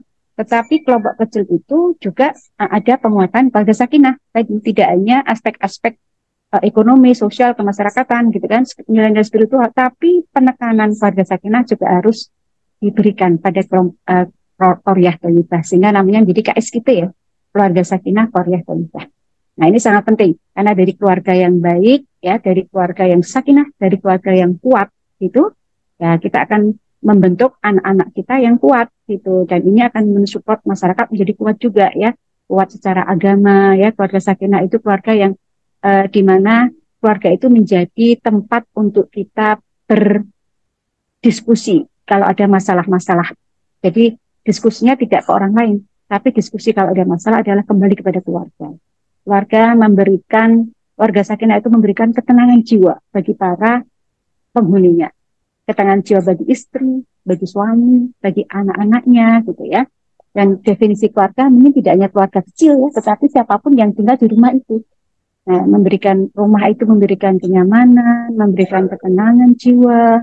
Ya, kita bisa berkeluh kesah di situ. Kita bisa berdiskusi di situ, sehingga jangan kepada orang lain. Nah, itu keluarga sakinah. Nah, ini perlu penguatan keluarga sakinah yang terus-menerus ya. Apalagi dengan kondisi banyak paham-paham aliran yang banyak ya di Indonesia saat ini ya ibu-ibu, mungkin aliran ada orang yang tidak mau menikah. Pokoknya sudah bersikukuh saya nggak mau nikah. Atau kalaupun menikah tidak ingin punya anak, child free. Nah, ini kan apa ya, paham-paham yang bisa merusak generasi muda atau anak-anak kita. Tidak mau menikah, ataupun kalau menikah tidak mau punya anak gitu. Nah, kemudian juga yang marak sekarang juga LGBT ya, itu harus kita perangi itu ibu. Sekarang sudah sangat marak ya di mana-mana. Ini bahaya sekali untuk keluarga kita. Sehingga Nomor 3 ini ya, komitmen ini ya, kita harus menguatkan diri dari keluarga kita menjadi keluarga sakinah. Kemudian yang keempat adalah pemberdayaan masyarakat. Nah, kita Aisyah itu memang organisasi pemberdayaan masyarakat. Kita tidak bisa untuk internal Aisyah sendiri. Gitu. Pemberdayaan masyarakat pun itu juga untuk masyarakat luas. Tidak hanya anggota Aisyah, tapi juga untuk masyarakat umum. Nah, kita melakukan hal-hal ya untuk memberdayakan masyarakat. Kemanfaatan kita itu lebih terasa. Kemudian yang kelima itu adalah filantropi berkemajuan. Ya, ini kita sudah melakukan ini lama, yaitu Ibu ya, penggalangan dana.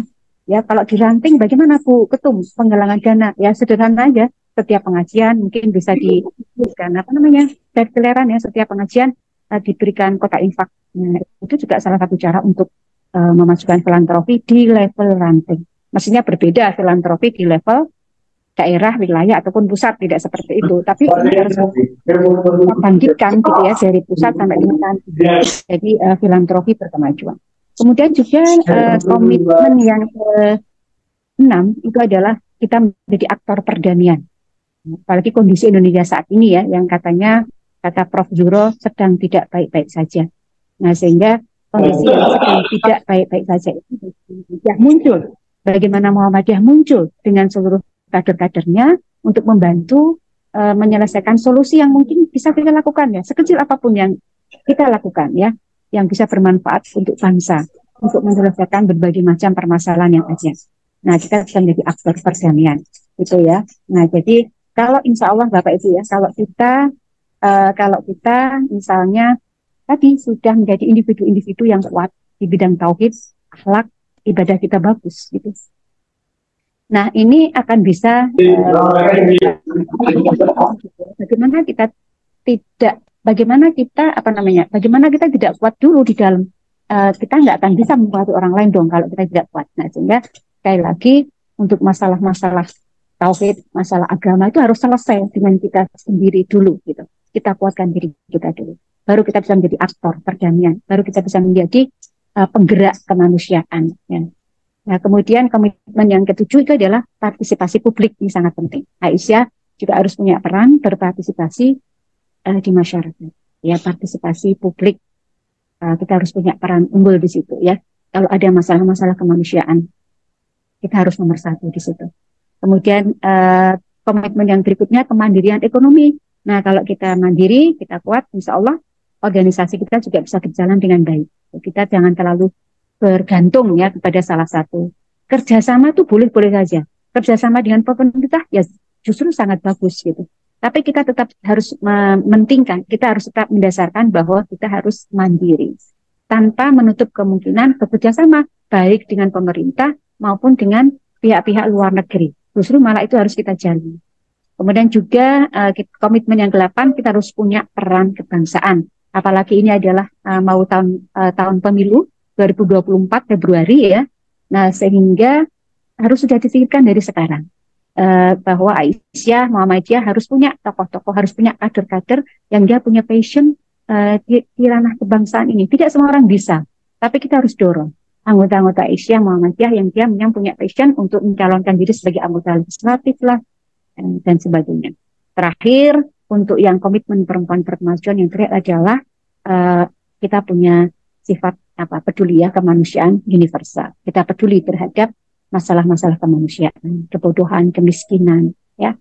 Kemudian yatim dalam hal, bukan yatim dalam hal yatim kehilangan orang tua misalnya, tapi yatim dalam hal keterbelakangan ilmu, pengetahuan dan sebagainya.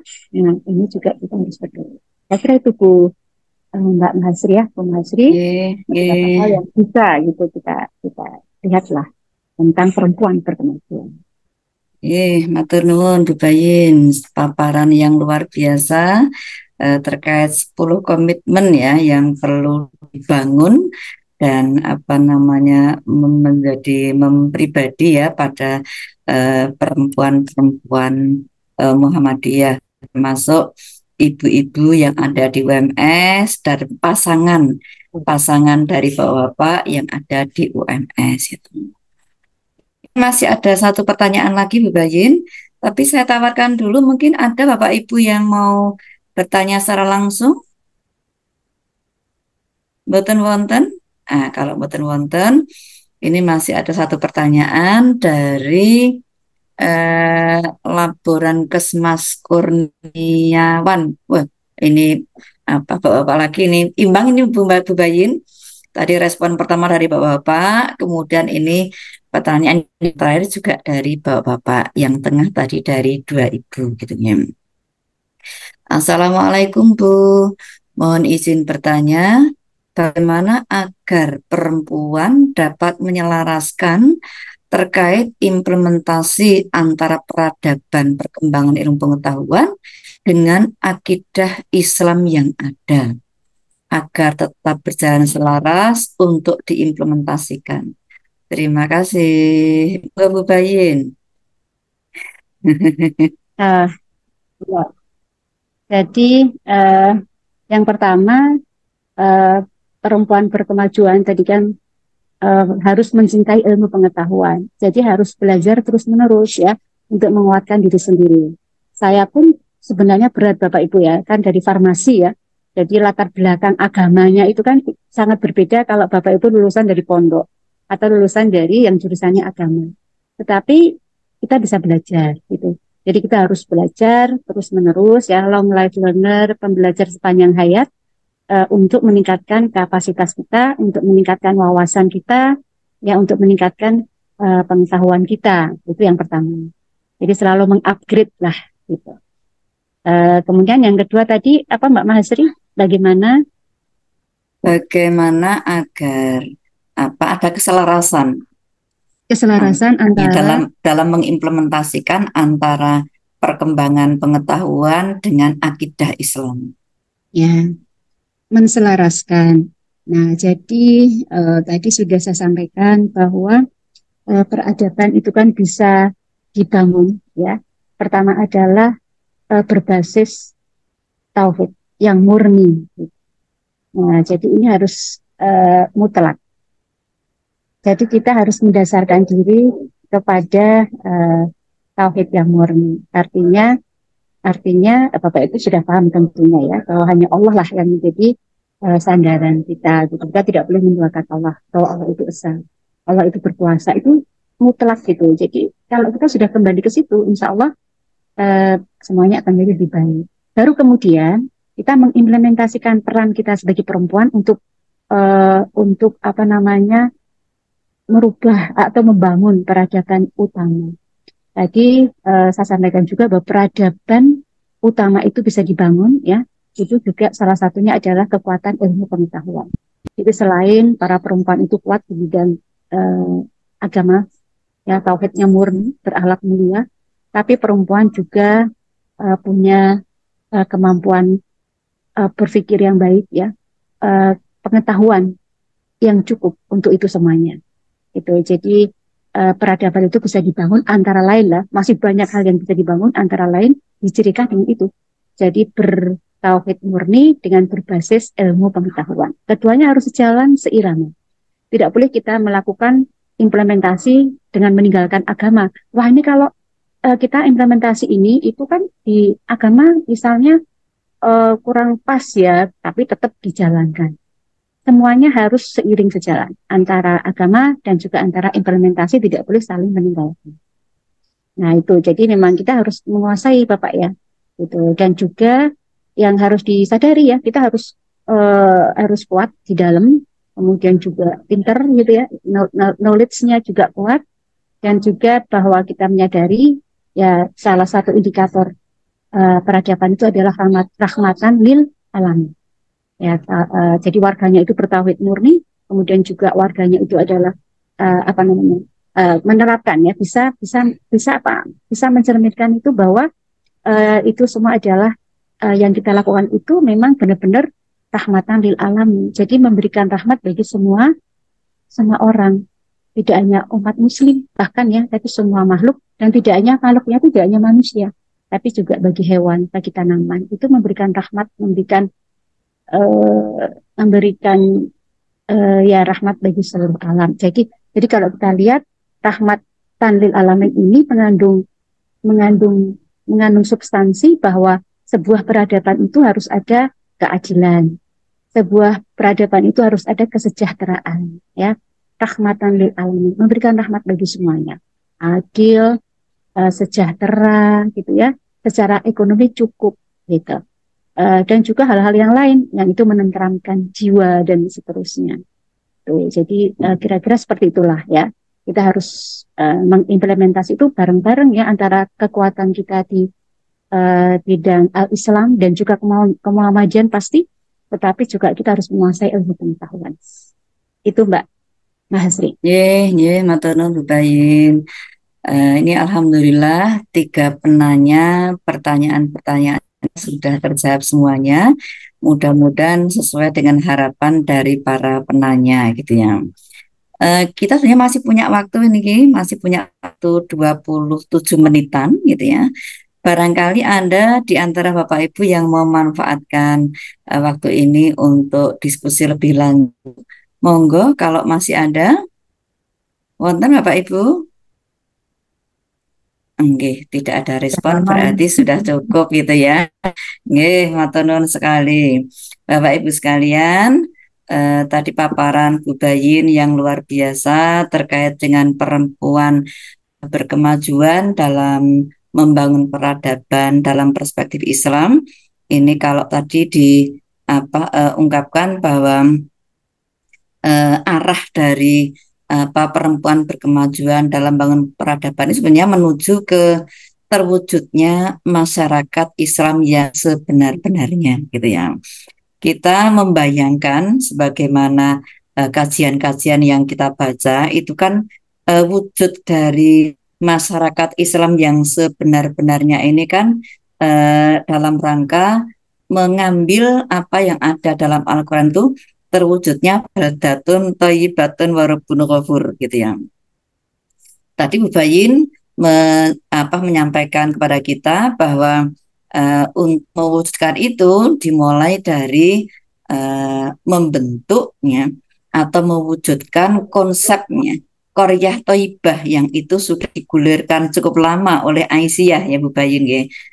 Kemudian untuk mewujudkan Qaryah Thayyibah di masing-masing kampung kita, jadi ini menjadi tugas kita juga gitu ya. Menjadi tugas kita untuk implementasi dari Qaryah Thayyibah itu yang tidak hanya ditopang oleh kekuatan keberagamaan di tengah-tengah masyarakat, tetapi juga ditopang oleh kesejahteraan di bidang-bidang yang lain. Ya, dalam bidang ekonomi, termasuk ini karena tadi Bayin sudah menyinggung kita mendekati tahun politik ya, maka kita juga perlu mewujudkan Qaryah Thayyibah itu melalui kampung yang sadar politik misalnya ya. Nah, itu menjadi tugas kita bersama. Nah, dalam rangka mewujudkan Qaryah Thayyibah itu perlu ditopang oleh Aisyah punya konsep tadi disebut Bayin juga konsep keluarga sakinah gitu ya. Untuk itu kita bisa melihat gitu ya, di keluarga kita masing-masing apakah keluarga kita ini sudah ya, mempunyai sudah memenuhi indikator-indikator sebagai keluarga sakinah. Dan ini pun juga termasuk dari karakter perempuan berkemajuan, penguatan keluarga sakinah ini. Maka monggo kita bisa lihat kalau belum kira-kira sisi-sisi kurangnya itu di mana. Itu perlu kita berfastabiqul khairat, membangun keluarga kita masing-masing sehingga menjadi keluarga yang sakinah begitu. Kemudian untuk mewujudkan keluarga sakinah ditopang kalau semakin ke bawah itu ya. Tadi disinggung juga tentang PHIWM gitu ya. Jadi sudahkah kita mempelajari PHIWM itu yang di dalamnya itu kan ada tentang bagaimana kita hidup secara pribadi, bagaimana akidah kita, bagaimana akhlak kita, bagaimana ibadah kita, dan bagaimana kita bermuamalah duniawiyah itu. Sudahkah kita sesuai dengan panduan yang ada dalam PHIWM itu gitu ya. Kalau sudah, mari kita perkuat. Kalau belum, monggo kita lihat kira-kira yang bolong-bolong itu yang mana? Ini perlu kita ikhtiari. Kita mulai dari diri kita, kemudian ajak bagi apa ibu-ibu, kita ajak suami kita, bagi bapak-bapak, kita ajak istri kita, dan kita ajak juga para putra putri kita begitu. Kemudian tadi Bu Bayin juga menyinggung bahwa kita punya konsep adabul mar'afil Islam ini. Jadi ini bisa secara spesifik bagi perempuan ya, kita bisa baca di buku Adabul Mar'afil Islam itu, sehingga sudahkah kita gitu ya mengimplementasikan nilai-nilai yang ada di dalam Adabul Mar'afil Islam itu. Ketika masing-masing kita itu sudah berikhtiar untuk menjadi sosok pribadi sebagai seorang muslim, seorang muslimah, mengikuti adabul mar'ah untuk para ibu gitu ya. Ini sebagai penopang dari terwujudnya keluarga sakinah gitu ya. Sehingga insya Allah akan mempengaruhi keluarga kita masing-masing. Kalau masing-masing keluarga kita, apalagi ini kita punya perumahan Bu Bayin. UMS itu punya perumahan yang dulu dibangun di eranya Pak Jasman gitu yang itu mayoritas ditinggali oleh warga UMS gitu. Idealnya perumahan itu sebagai perwujud dari Qaryah Thayyibah gitu Bu Bayin ya, tentunya Bu Bayin ya. Karena perumahannya UMS. Sangat bisa Bu. Kemudian sekarang berkembang lagi beberapa perumahan yang dibangun oleh UMS, ada Gria Sakinah itu idealnya keluarga Sakinah itu keluarga Sakinah perumahan Gria Sakinah ini bisa menjadi bagian ya, dari Qaryah Thayyibah, atau kalau mungkin malah itu dijadikan pilot project Bu Bayin ya, pilot project untuk bisa dari Qaryah Thayyibah. Kalau itu kemudian juga terwujud kampung-kampung yang seperti itu, maka kok ini menjadi semakin dekat untuk terwujudnya masyarakat Islam yang sebenar-benarnya itu. Meskipun saya pernah mendengar ada sebuah kajian bahwa itu tidak mudah mewujudkan masyarakat Islam yang sebenar-benarnya itu. Itu mungkin sampai kiamat mungkin tidak terwujud gitu. Karena kalau terwujud malah kita sudah berhenti gitu ya. Ini yang perlu saya ambil simpulan dari paparan dari Bu Bayin tadi. Ini masih ada komentar Bu Bayin dari Bu Umi Fadilah, ini dari Fakultas Teknik ini Bu Ifat ini teknik atau FKI ya? Ya. Alhamdulillah matur nuwun atas tausiah Bu Bayin. Nah, kula bagian napa jenenge bagian memantapkan mawon sangat bermanfaat, jazakumullah. Kemudian dari Bu Sri Gunarsi, mohon materi dipun share nuwun. Kalau ada yang bisa di-share monggo, tetapi kalau misalkan Bu Bayin tidak sempat, kita bisa baca ya di buku Risalah Perempuan Berkemajuan ya. Bisa baca ada Mar'afil Islam, bisa baca di pihak IWM ya, khususnya di bagian tertentu itu. Ini juga bisa, sudah ada ini dari Pak Wahyu Indradi ini, matur nuwun, bisa unduh di webnya Aisyah ya. Nah, ini sudah dibantu oleh Pak Wahyu. Matur nuwun Pak Wahyu sudah membantu, tinggal teman-teman Bapak Ibu sekalian bisa memanfaatkan ya link yang sudah disampaikan oleh Pak atau Mas ya, kayaknya masih muda Mas Maun ya, Mas Wahyu Indradi. Bapak Ibu yang kami hormati, tampaknya ini kajian kita sudah bisa kita akhir. Tampaknya nggih matur nuwun sekali Bu Bayin sudah berbagi dengan menyempatkan waktu kesibukan yang luar biasa untuk berbagi di UMS gitu ya, melalui Zoom meeting di hari ini gitu. Dan matur nuwun juga pada Bapak Ibu sekalian yang sudah mengikuti kajian webinar ini dengan khusyuk gitu ya, dari awal sampai akhir. Mudah-mudahan apa yang kita ikuti dari paparan dan diskusi bersama dengan Bu Bayin ini bisa menambah kita di dalam kehidupan bermuhammadiyah, beraisyah gitu ya.